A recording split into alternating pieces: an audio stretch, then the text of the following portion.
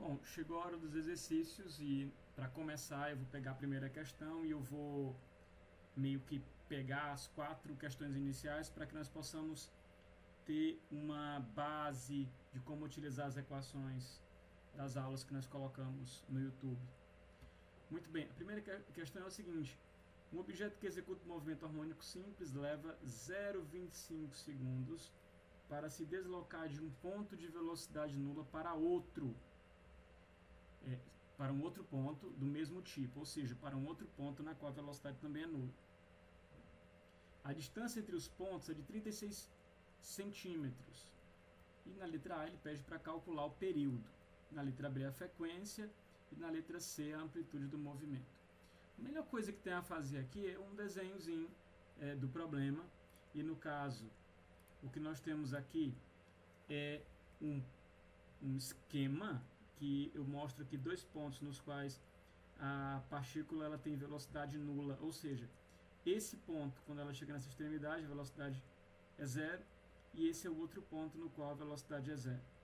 E aí ele diz o seguinte, que o tempo para o bloco percorrer esse percurso e a distância são dadas no problema, ou seja, a distância de 36 centímetros e o tempo é de 0,25 segundos. Aí observa a seguinte coisa: se o tempo necessário do bloco sair do ponto x igual a zero, por exemplo, e chegar no ponto menos x0, e veja, o período, por definição, ele é o tempo necessário para que o bloco dê uma volta completa, ou seja, então ele sai do ponto x0 e retorna ao ponto, ele sai do ponto menos x0 e retorna ao ponto x0. Então, para calcular o período aqui, facílimo, basta fazer o quê? Bom, se o bloco levou 0,25 para chegar aqui, obviamente, como o nosso sistema é conservativo, ele vai levar o mesmo tempo para voltar. Logo, o nosso período vai ser de 2 vezes o tempo que está dando na questão, ou seja, de 0,5 segundos. Para calcular a amplitude é até mais simples. Por que mais simples? Veja, a amplitude ela vai ser justamente a metade dessa distância aqui. Ó. Então, se dessa extremidade a essa é 36 centímetros, a amplitude ela vai ser a metade dessa distância. Só que eu pulei a amplitude da letra C. Ele quer a frequência. Ora, calcular a frequência também é facílimo. A frequência vai ser 1 sobre o período, ou seja, o inverso do período. E a frequência, portanto, vai ser de 2 Hz. Basta você fazer a continha aí. A outra coisa, voltando para a letra C, é a amplitude. E para calcular a amplitude, basta você pegar essa distância das duas extremidades e dividir por 2. Tranquilo, vamos para a segunda. Um corpo de 0,12 kg executa um movimento harmônico simples de amplitude de 8,5 centímetros e período de 0,2 segundos. Letra A, qual é o módulo da força máxima que age sobre o corpo?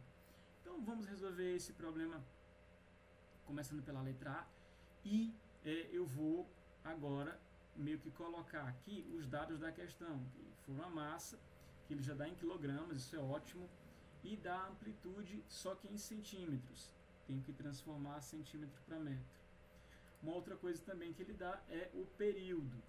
E na letra A o que ele quer é a força máxima. Veja, para calcular a força máxima, basta eu observar que a força vai ser igual a massa vezes a aceleração. Beleza?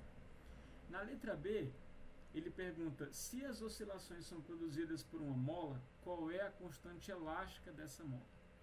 E aí na letra B ele quer o valor da constante elástica. Muito bem. Problema simples, só que tem alguns detalhes que eu tenho que tomar um cuidadozinho.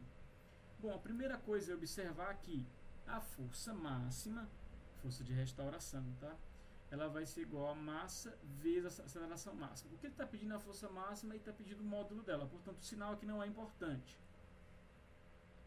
Muito bem, a parte mais difícil agora é saber quem é essa aceleração máxima. Mais difícil entre aspas, porque nós já sabemos quem é essa aceleração.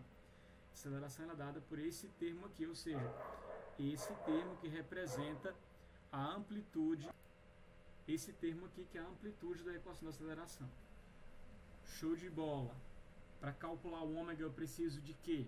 preciso somente de um detalhe extra, tá? É saber que o ômega, na realidade, ele pode ser calculado com aquele período que foi dado na questão. Uma vez que eu calculo o ômega, para calcular o ômega basta trocar o período pelo ômega aqui e fiz essa continha, coloco aqui, eu já tenho uma amplitude, tenho uma massa, pronto, já sei quem é a força máxima. Para calcular o K, mais simples ainda, recorro a essa equação, na qual o ômega depende do K e da massa, e para calcular o K eu faço o quê? Ora, basta eu elevar o ômega ao quadrado, então eu vou ter K sobre M, e aí eu passo por outro lado a massa, e vou ter o K, que vai ser igual a ômega ao quadrado vezes a massa. Vamos para a terceira questãozinha. Qual é a aceleração máxima de uma plataforma que oscila com amplitude de 2,2 centímetros e uma frequência de 6,6 Hz? Pergunta qual foi? Qual é a aceleração máxima? Então, mais uma vez, eu vou utilizar aquela equaçãozinha conhecida nossa já. E a pergunta que resta é: como é que eu calculo esse ômega, uma vez que a amplitude é dada de 2,2 centímetros? Lembrando que essa amplitude está em centímetros, deve se transformar para metro.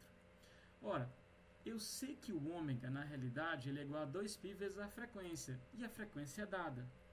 Nesse momento, basta eu lembrar dessa formulazinha e a nossa vida acabou de ser resolvida. Basta você substituir o valor da frequência aqui, multiplicar por 2π, substituir aqui na aceleração e Zé fininho.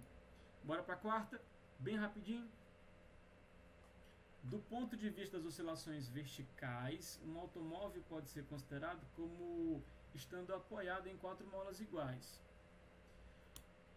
Bom, beleza.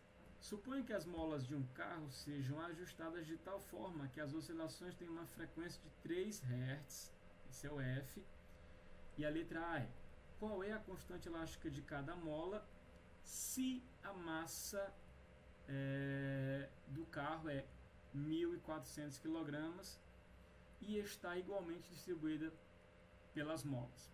Show de bola essa questãozinha aí. Bom, para a nossa solução, veja que eu não li a letra B, porque a letra B ela é meio que uma consequência da letra A. Uma vez que eu consigo resolver a letra B ela é grátis. Bom, para resolver esse probleminha, eu vou fazer a seguinte consideração. O carro ele vai ser essa plataforma aqui, ó, que vocês estão vendo, e as 4 molas eu vou colocá-las aqui nessas regiões das extremidades, e vou também dizer, olha, que essa placa ela é rígida o suficiente para que a distribuição entre as molas sejam iguais. Muito bem. Uma vez que eu tenho o peso do carro, por essa setinha aqui, que vai ser o peso do carro, as molas automaticamente vão reagir, claro, né? Empurrando para cima essa placa.